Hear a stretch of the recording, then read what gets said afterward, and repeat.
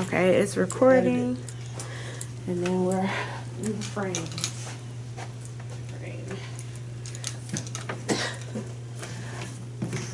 All right.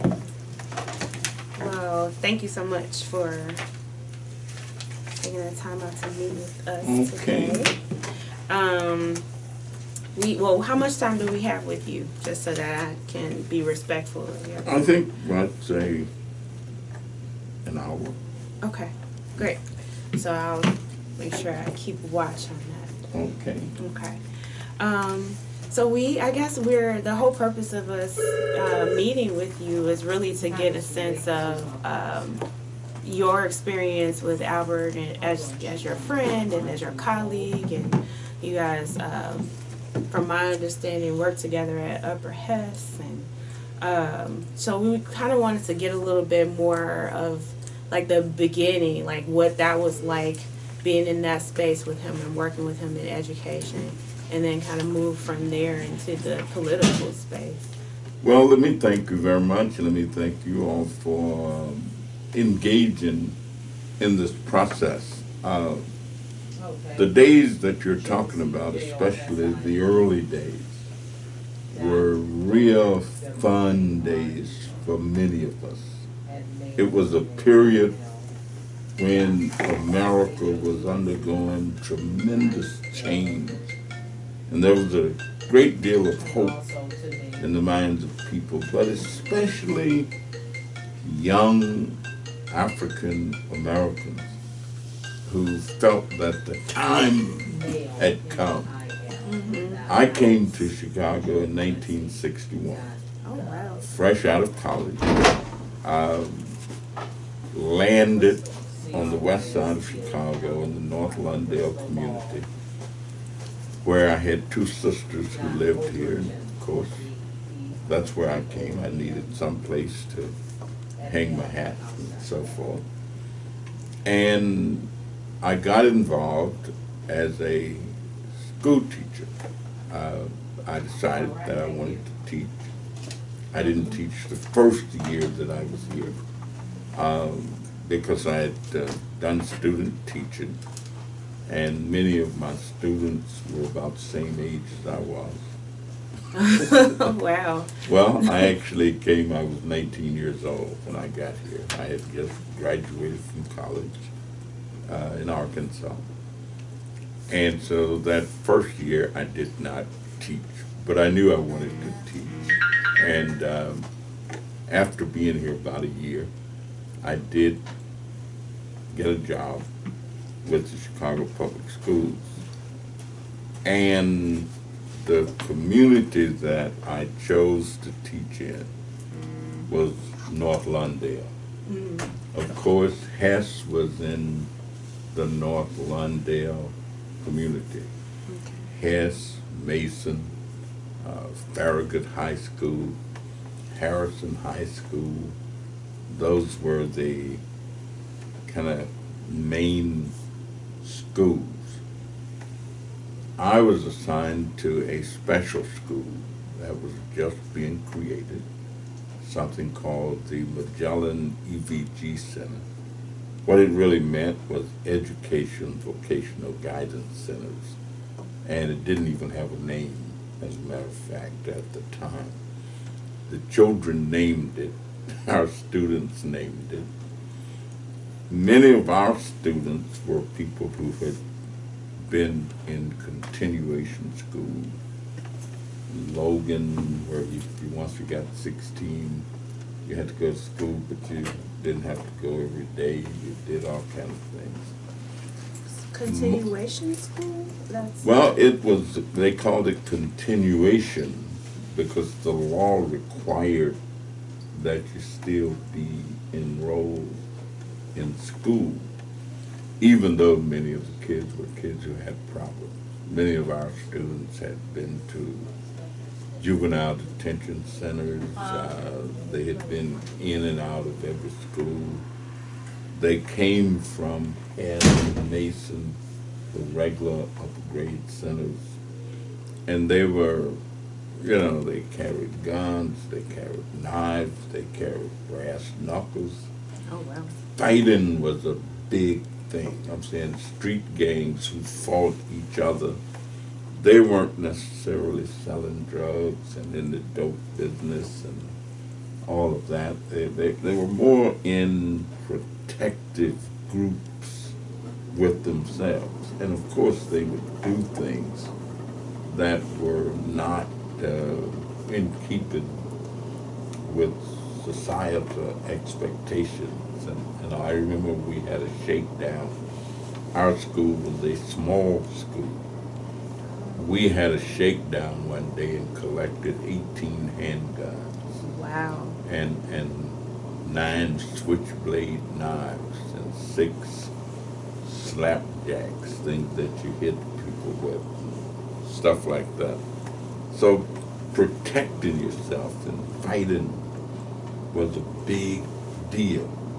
But there was also organizing going on in the community, even at the level of what local schools did before people got to the level of citywide activity and the triple CO and all of those kind of things. I'm saying there was excitement in the air, that there was fervor, there was feeling, and many of us who were young felt like if we weren't involved in something beyond ourselves, then there must have been something wrong with us.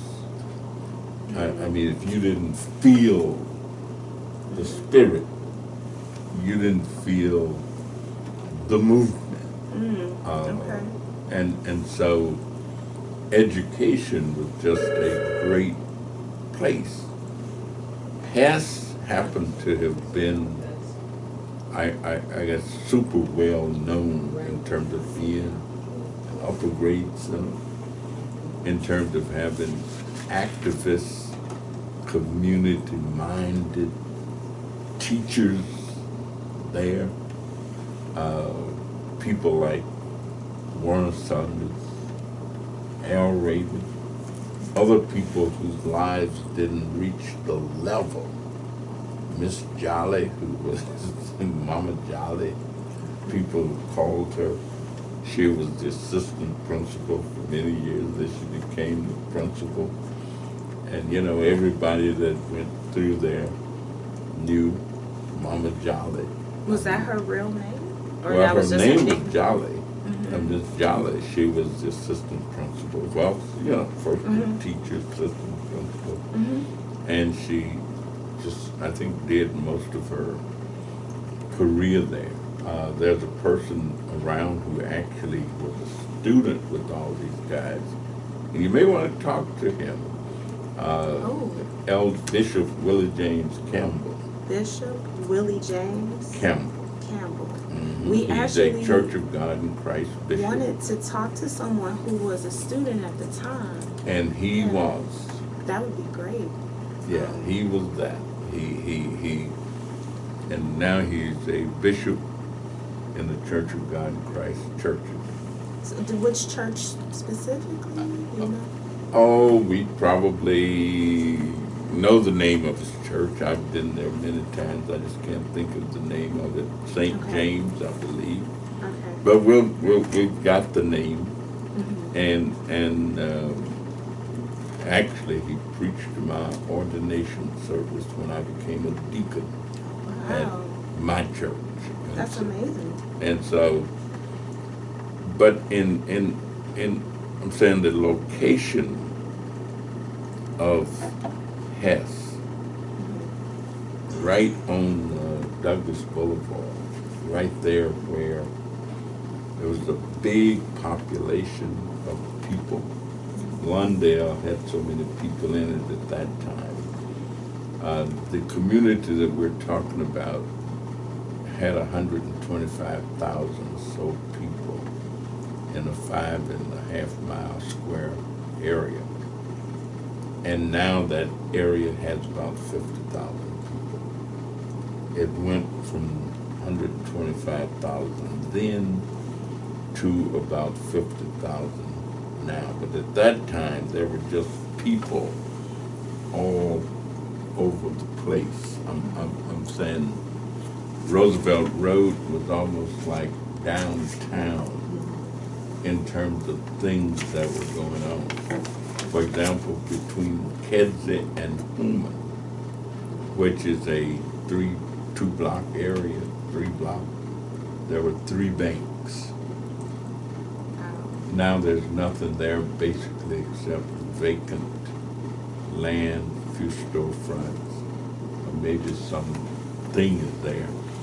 But the population dwindled, and of course when the riots occurred after the assassination of Dr. King, much of what was there was burned down. Actually burned on fire. Housing, people were overcrowded, and so much of the effort, even when Dr. King came to town and as people brought him to town, and much of the focus was on how do you provide affordable housing for people to live in. Many of the buildings where people lived were beginning to deteriorate. They'd already deteriorated. Population that had lived there, that area at one time was one of the creams of the crop in Chicago in terms of the neighborhood. Beautiful gravestones and all those. Beautiful gravestones, but the population was essentially Jewish. Okay. Mount Sinai Hospital, other institutes. It was known politically as the 24th Ward. It was the bastion of Jacob Harvey, who was the last well-known, big-time Jewish political leader in Chicago. And that area used to be known for turning out more Democratic votes than any area in the country. And people were flocking from the rural South, like Johnny going north, at the time of the Civil War. I mean, the west side of Chicago at that time constituted the repository of home for the last big wave of migration from the South to Chicago.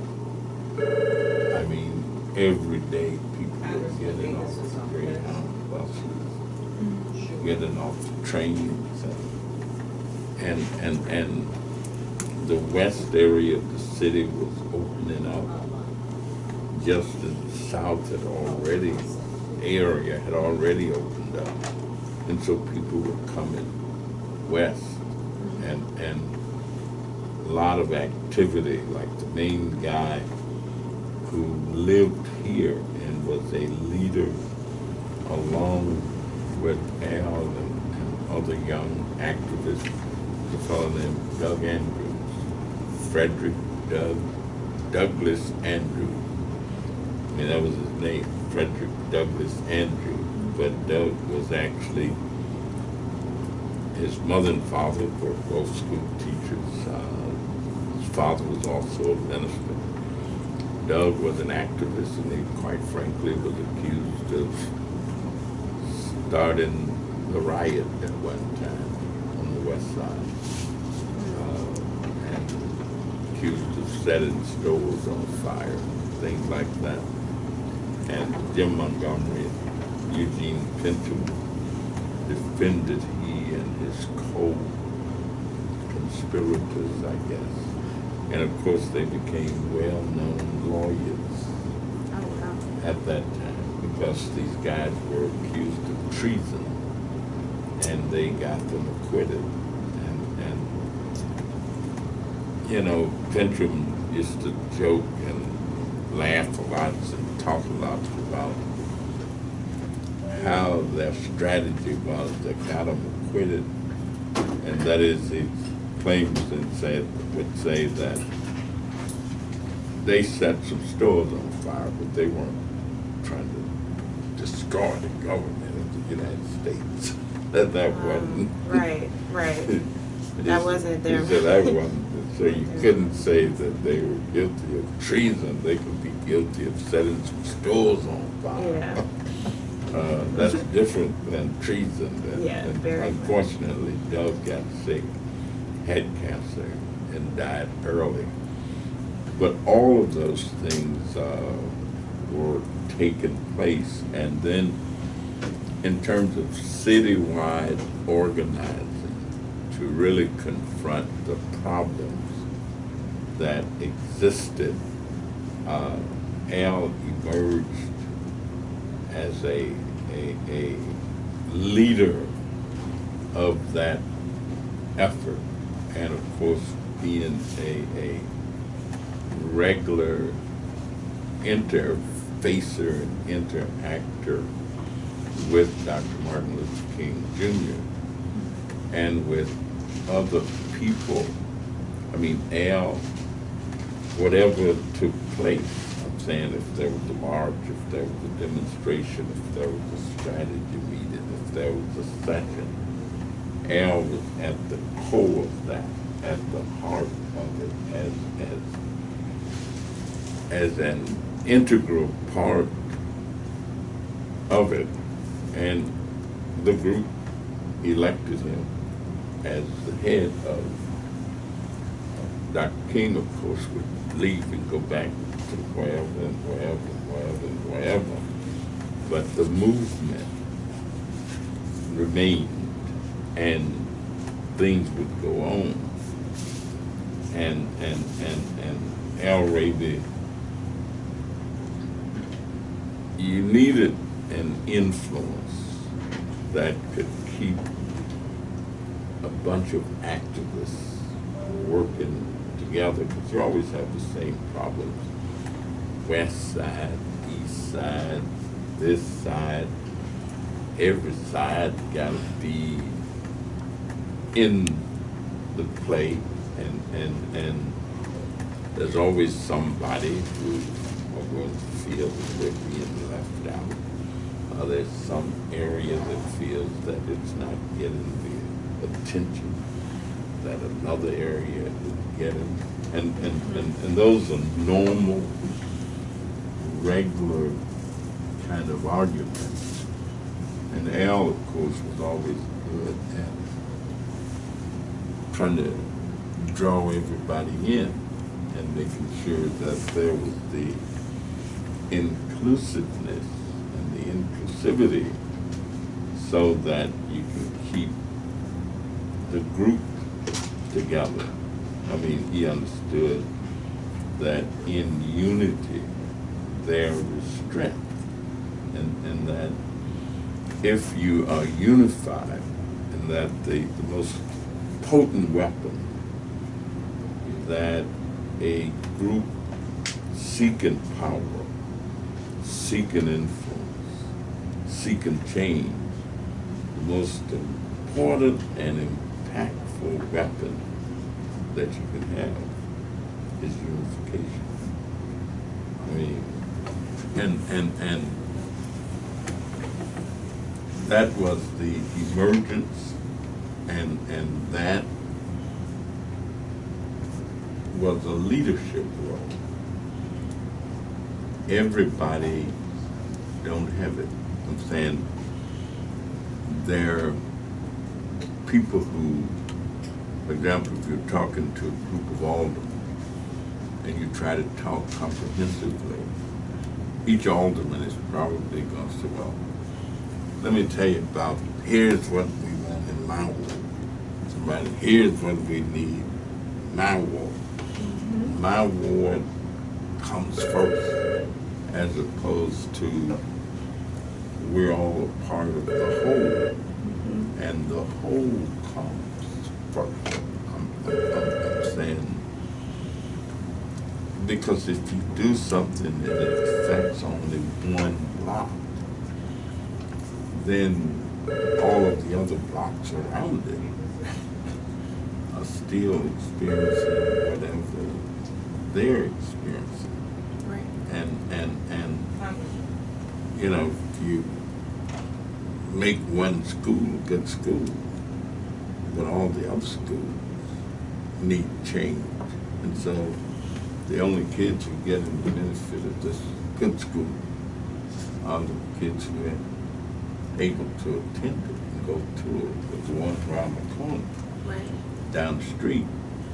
And so I think Al always understood the comprehensiveness of planning, of decision making, and of influencing outcome. That you can't do it on a small scale and expect to get the results that you are looking for. So it was a combination of blackness, self-pride, self-direction, self-understanding, and the environment was just a great one.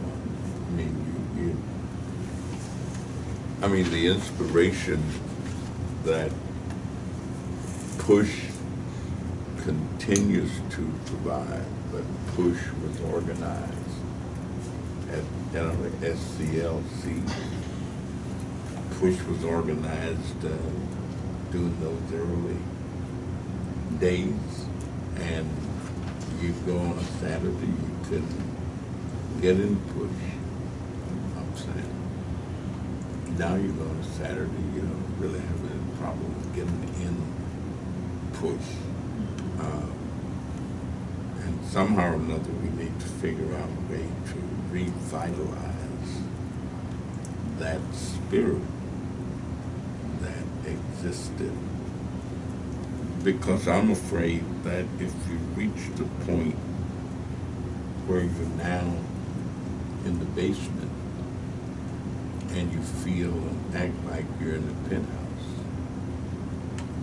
then that's about as far as you will get.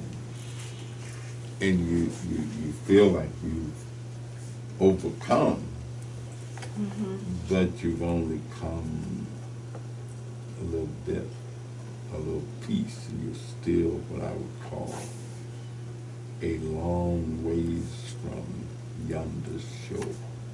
And so you gotta keep pressing on. But if you don't know your history, if you don't know where you come from, then it's hard to understand how you got to where you are. And you don't know where you're going. So to that point, that's part of the reason why we're capturing this information, because my fear is that, so I'm a millennial, and part of that, the people that are part of my cohort don't know a lot of this information, or are just not familiar with what all went into fighting for the rights that we now have. And a lot of it seems that there's a lot of complacency, and people are just kind of like, okay, we're good, there's no reason to continue to fight or even learn about the struggle. And so my hope is that through talking with people who are actually part of these, that lived through this era, that fought through this era, we can make some kind of connection between the generations and help our elders and our youth to connect and reignite that spirit that you spoke about. Like, how do we get people to come together in unity and continue to uplift the Black community? Some of the people who still around in this area, who would also remember the day well, would be a fellow like Dr. Grady. Grady. Dr. Grady. Jordan. Who was in the Lawndale area also. And Grady actually became the principal of George Collins High School, Okay. also became the superintendent and became the superintendent of all the high schools in Chicago. And so that area is an area that Grady worked in, was a part of, and would remember. Okay. Ed Smith, former Alderman Ed Smith, Ed and I taught at the same school at the same time.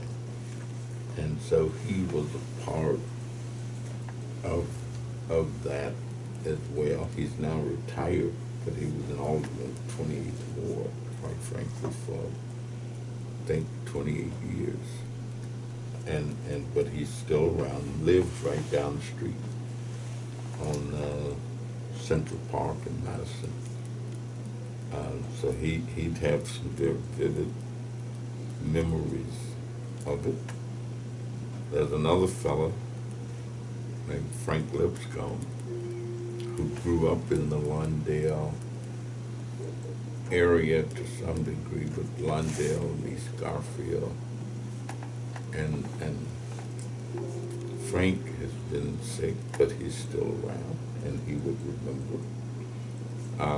Richard Barnett, a fellow named Richard Barnett, he's 80-some years old. I think I went to his 85th birthday party. He would remember. Okay.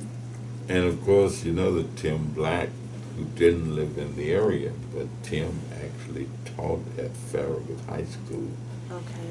which is in the same, area that Hess, I mean, it's a little south of where Hess was located. But his students were the same students who came from Hess to Farragut. I'm saying when they would graduate from Hess, they'd either go to Farragut or they'd go to Harrison at the time. So we reached out to Mr. Black, and this has been a little difficult to navigate getting in contact with him. I've been able to leave messages with his wife and also have had other people to help with the correspondence, but still no luck. Just, okay, I'll yeah. call Tim and ask him. Oh, if really? he would, yeah, well, he's a dear friend of mine. Okay, thank you. I went to his 100th birthday party and stuff like that. So he's getting, but he's 101. Yeah, yeah. And, so he probably don't, but I gave him a ride home from a meeting last year. We were at the Charlie Hayes Center. Okay. And he asked me if I was going his way. And I said, hell, Tim, I'll go whatever way you going. He said, I don't drive no more. I said, yeah, I guess not. He said, yeah, he in Zenobia. But yeah, I'll ask him. Conrad Worrell, Conrad didn't live in the area, but Conrad was an organizer around in the area.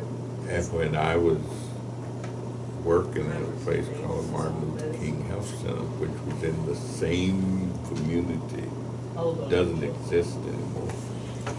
But Conrad would also be a person who would know a great deal and was around at the time. Okay. Wallace Davis, who used to be the alderman of the 27th Ward, actually lives right across the street over here in your stone, that restaurant on the other side of the street. The Wallace's Catfish? Mm-hmm. Really? Okay. He's still around, and his eyes are getting bad, but he can talk. I'm saying he remembers and remember things. Another person who would remember stuff is a woman named Renetta Howe Barrett.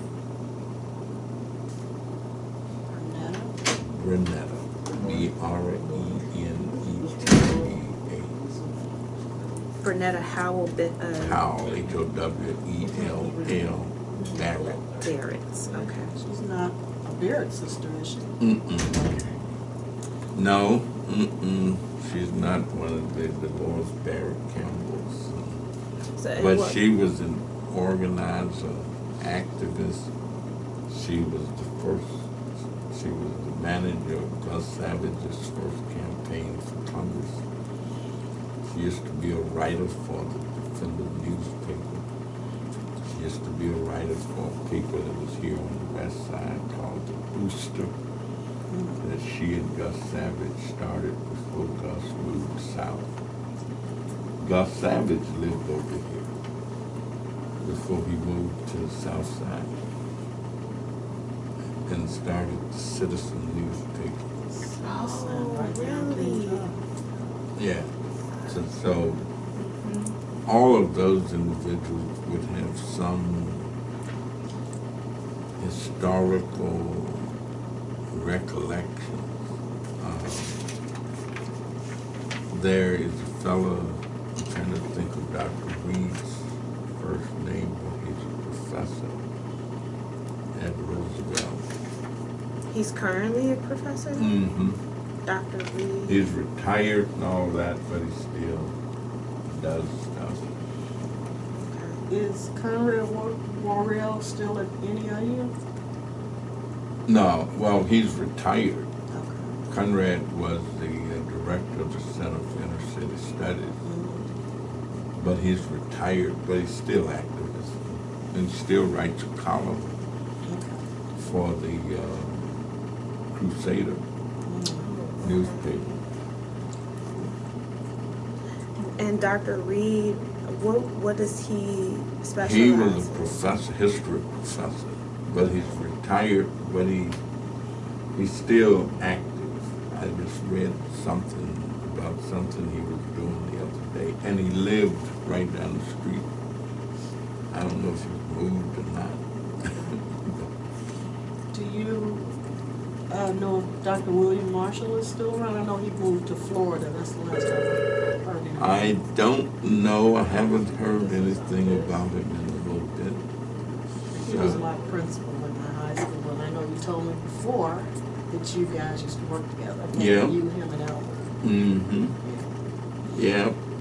Can you hold on, Who else is around that's really involved? You had said that you knew that we might be able to connect with students from Hess? Well, I mentioned one guy. One student, that that was that's Grady. Bishop. I'm sorry, Bishop. Yeah, That's Bishop Willie James I got Kemp. that right. and your number? So he was a student at the time that you and Albert were teaching. Well, I didn't really teach at Hess. Oh, but We he had- was there during that time frame. Yeah, that but Albert we was. were connected because we had something called the United Concerned Parents, Teachers, Citizens of the West Side That's that a a long woman time. put together named Mon Fletcher. Her name was Ida Mae Mon Fletcher, but she died, Okay. so she's not around anymore. Her name was Ida Mae Mon Fletcher. Everybody called her Mon Fletcher. Okay. And she would dress up like Mom's neighbor and go down to the Board of Education, take over the board meetings and stuff. And she organized in District 10 and District 8.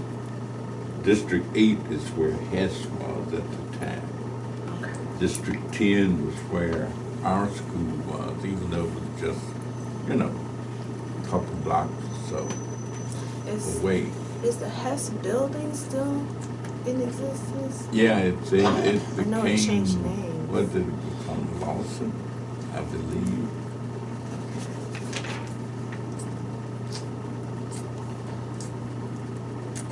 Are you connected to the Raby High School at all? I've spoken to the kids there. Mm-hmm. It's a charter school.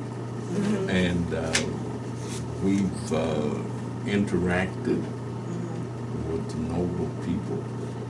We do interact with them, and we've even had some controversy with them. Yeah, I mean, they had a very rigid discipline policy.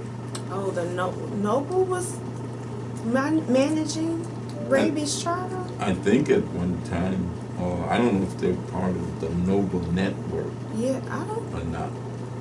I don't think so. I'll check, but I don't. They may not be, Okay. but they're not they got more than just that one school, right? I think that the Flowers campus had, well, at one point there were 4 schools at the Flowers campus. And then I think it reduced, Raby kind of grew and took over more space in that building. But I'm not sure if there's other schools. Yeah, I mean the outfit that really manages. Like Noble. Yeah, I'm not sure if Noble picked up Raby. Okay. I will check. I don't know if they just got the one school. Some of the charter operators got more than one Yeah, school. Noble has several schools, Yeah. but I don't know if Raby's one of them. Yeah. Yeah. But yeah, Willie James Campbell, we'll give Willie you his James. number. We have Okay. his number. We have all these people's numbers. Okay. Yeah, Josie has Josie them. should Okay. have them. Mhm. This is really super helpful. Yeah, we should have all of them. So just so you know, we are wanting to continue these conversations, and thank you for these Well, additional I think a resources. good way to try, there's a group called the West Side Historical Society. Mm-hmm. And people like that have tried to keep some history alive. And it would probably be good to connect with them and try and have a forum or something Mm-hmm. where broader people might come and interact. And of course that also helps to jar people's memories Yeah. and that kind of thing. And it's a way of, we have lots of town hall meetings and things, but but they're about current things. I'm saying things that are current. Yeah, so much going on. It's what, and there isn't nearly as much history. I was looking like me and Ed Smith, we used to be real friendly with Muhammad Ali. And we used to meet and go to Muhammad's house and all that kind of stuff. Mm-hmm. Wallace Davis, that I just mentioned, was a good friend of Muhammad Ali. Because Wallace loved celebrities, always did. And so me and Wallace used to go out to Muhammad Ali's house on some Friday nights and stuff, just sit around and talk. The guy who is head of the Nation of Islam, Farrakhan's chief of staff, is a fellow named Leonard Farrakhan. Wow. His name was really Leonard Searcy. He was around to some degree around at that time and was sort of involved in activist stuff. So his name is Leonard Farrakhan Muhammad. And he's at the Nation of Islam. I would imagine that you could find him there. But that's where he probably is at. Let's see. But the West Side Historical Society would be a good group to connect with. That sounds like a great, because we are doing a series of these forums, these panel discussions. Yeah. And so we're IIT and UIC have offered to sponsor Okay. a couple of these Oh, events. very good. And so they're going to take place starting in January and through Black History Month. Let us know and we'll help promote them. Oh, great. I'm saying, Yeah. I do a television show every Friday at 5:30. What channel is it on? Cable access. Okay. Mm. I don't have cable, but But I'd love to have you on, and we can talk about what we're talking about. What? You Awesome. could schedule it with, She's your candidate. you could schedule it with Josie. Just tell wow. Josie I said I'd like to have you on one Friday. Oh wow, that would be. I don't have anybody scheduled. We'll just talk about it. That is awesome. How long, is it a 30-minute? 30 minutes. Mhm. That would be wonderful. I think that would be great for us to do that, especially, I guess as we get closer to our. We can do it event. anytime. I Okay. mean, we can do it and you can come back. And plus, if you wanted to, you could really get your own show and just Oh, do it okay. right. Yeah. Yeah, I'm amazed that people don't, some weeks when I go there, there's nobody coming on after me. That might be something to consider as They we do are the 13-week trying to. thing, and all a person has to do is have an organization, sign up, and they let you have a show for 13 weeks. Wow. And then you rotate off, and they let somebody else come. I just go every week. They've been kind enough to let me do every week because I used to be so helpful to cable access in terms of helping them get started, supporting them, helping them get money they needed to operate, and all of that. And so they just kind of let me do every week. But it's This is 13 great. weeks, and they love for people, because I'm amazed that more people are making use of it. Yeah, they filmed an event that I led a couple of years ago. So I hadn't thought about them for this, but that's a really great idea. Because I didn't know that they did like these 13-week stints. So Yeah. that's good to know. Thank you for that. Yeah, you just sign up. Yeah, we definitely will. We are still forming the organization, like with the state. We have to do all of that, but we, in the meanwhile, we're still doing a lot of this leg work.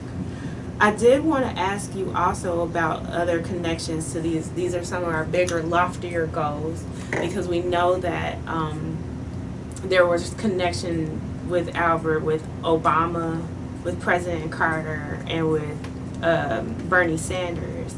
And so we were just thinking, like, what if there were any ways that we could reach out to them, or I is that think the best way would be to try and reach out to the Obama Foundation. okay? For the Obamas. And there's a guy there named Michael Stratmonis. Michael, Stratmonis, Strautmonis, or something like that. But we have his number also, and Joseph can give you his number. He lives in Oak Park, and he's the Director of Community Engagement for the Obama Foundation. Jimmy Carter's people, I don't have any contact with them.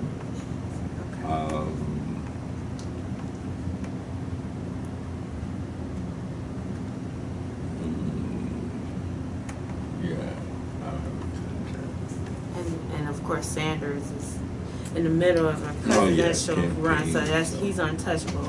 But the reason Obama came to mind was because we know that just in some of his early days of activism, he Well, kind Hyde of- Park, too. yeah, they- Just the whole Hyde the Park. Hyde Park Woodline connection, and Raby gave his gave Obama high remarks and kind of like suggested that he be placed in some, I don't know what position, but he gave recommendation to him. So I wanted to see like if Obama can recall like what his experience was with him too.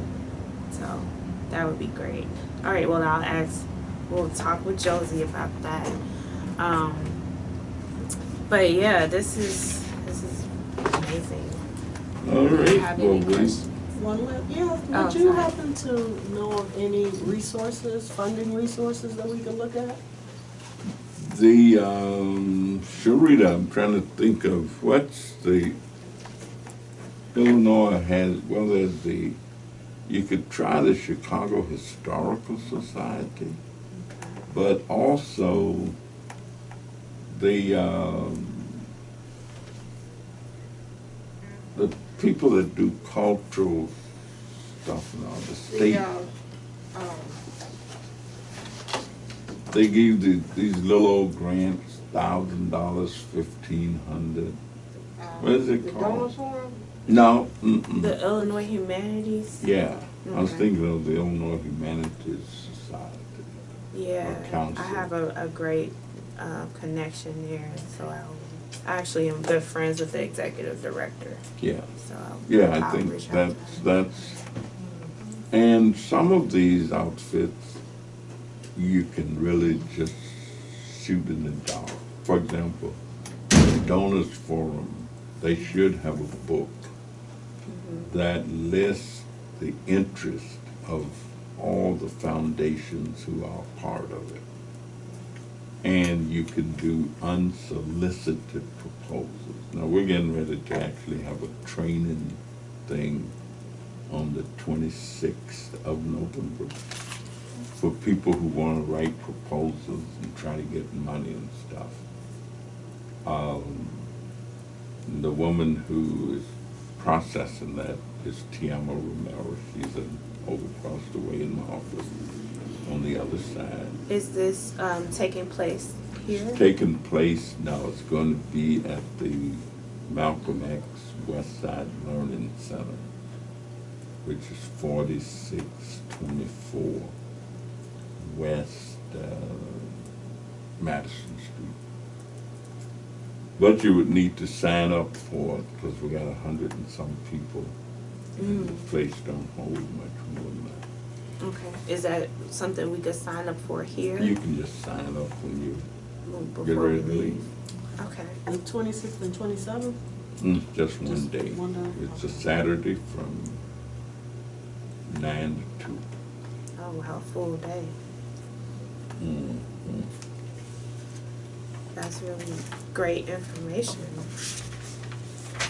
Other thoughts? No, I think we've covered a lot. We have, but you've really given us a whole lot of things to ponder, and thank you for sharing about,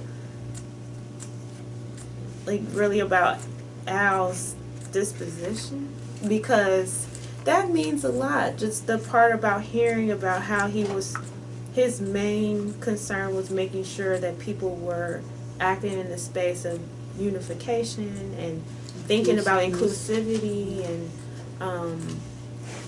that really touched my heart to hear that. And this isn't something new to hear, but just to hear someone that was close to him, reaffirm that was really great. So thank you. Those are great leadership attributes. And oftentimes people know about results, but they don't know as much about what it takes to get the result.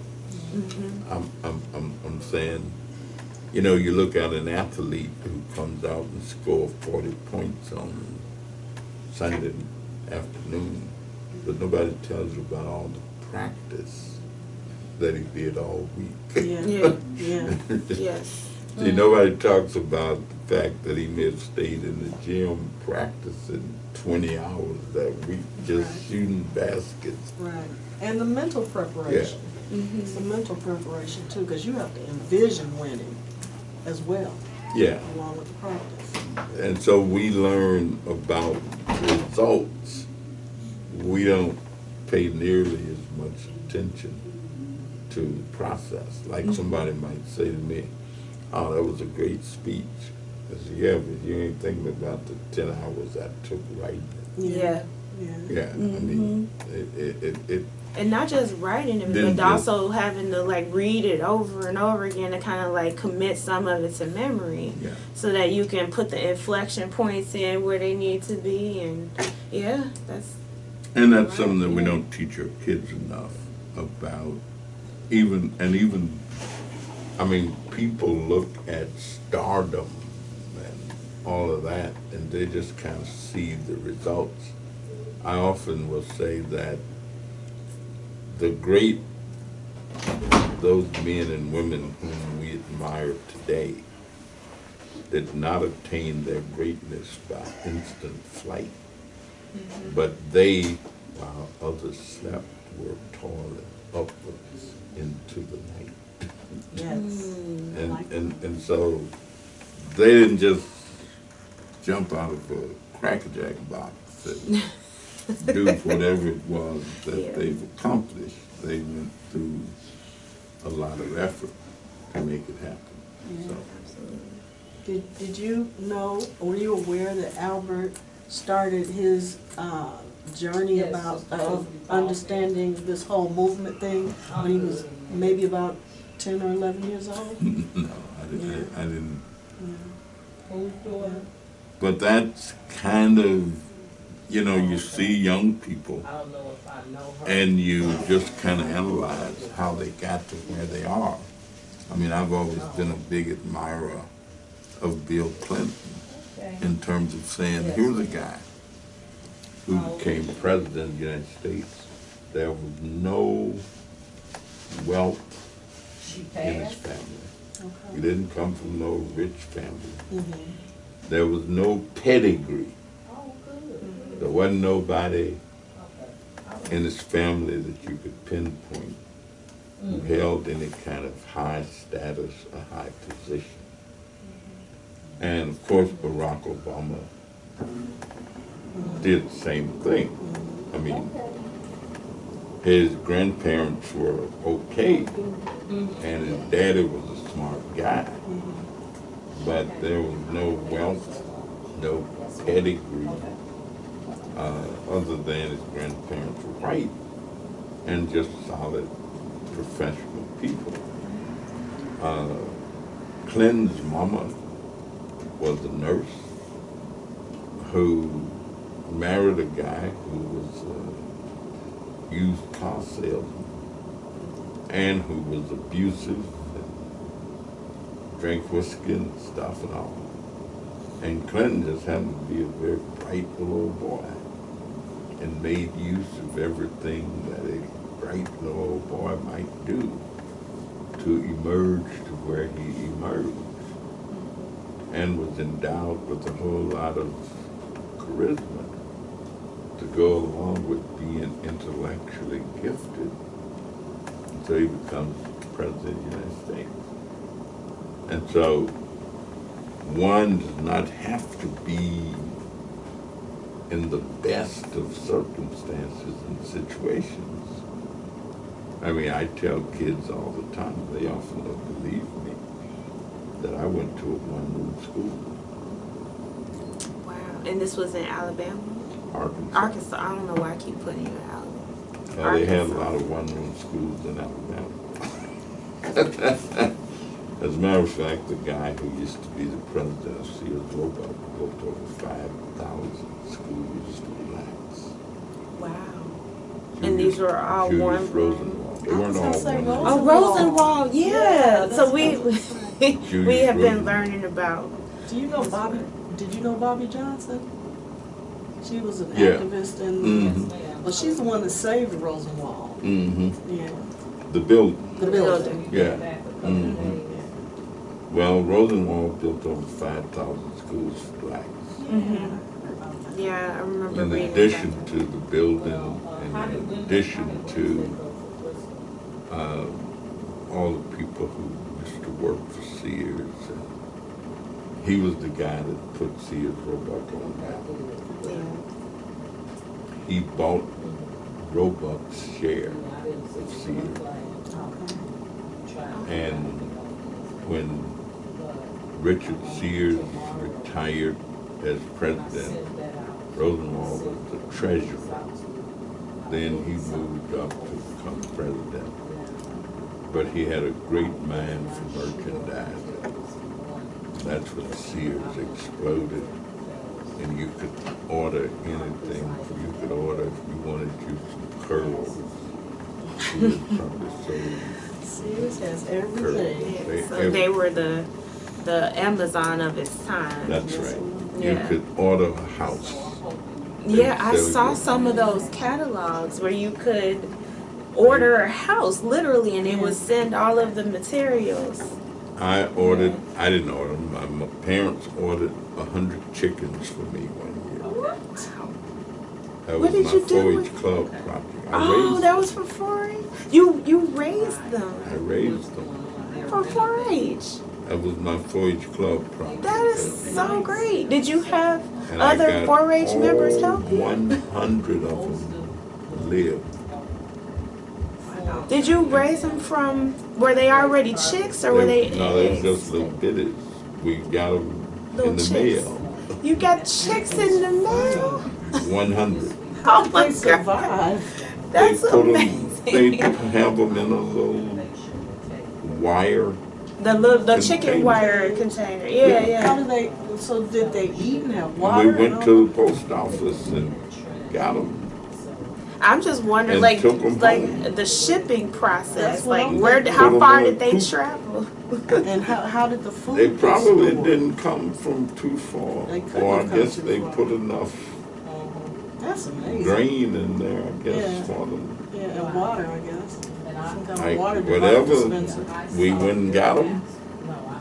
And How old were you then? I think I was about 10. Wow, that had to be really exciting to get these But I chickens in the actually mail. jumped out of the crib and broke one's neck. Oh, And I felt real bad about it.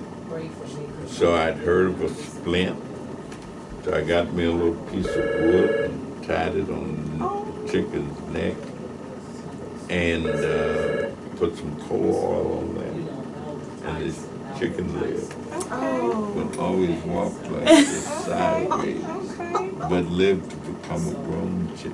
Wow. That is And amazing. so I was able to report that I actually had my 100 intact before my mother started to. Chop. Use a percentage. So how long does it take them to mature, and how long did they? How many was it? Must years? have been several months. Months. Yeah, because anytime I would walk out in the yard, there would be 100 chickens out there. So how did you get any help with them? Because that's a lot. And I didn't have any help. I mean, everybody had their own thing to do. That was just my 4-H club project for that year. So Another did your year. mom sell them, or did she cook We them did up some of all. We did everything with them after they after they matured? matured. Yeah, we did everything.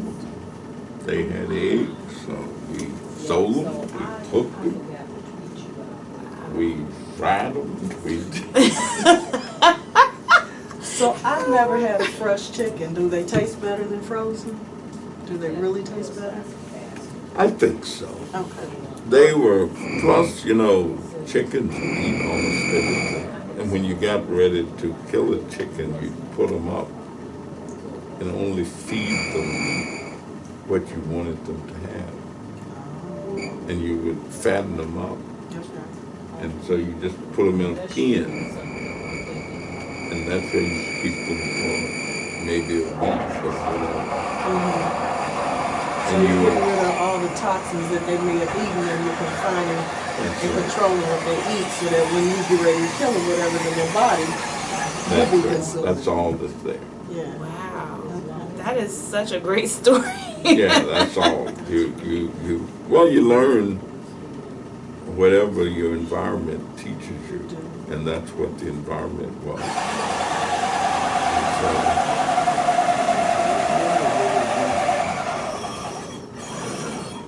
maybe Okay, I better get ready to. Yeah, thank you so much. This was All amazing. right, but it's a pleasure. And so you can follow up with Josie and tell her I say give you those numbers, any of them that we've got. We didn't get our hug. We came in and we were so busy being cold.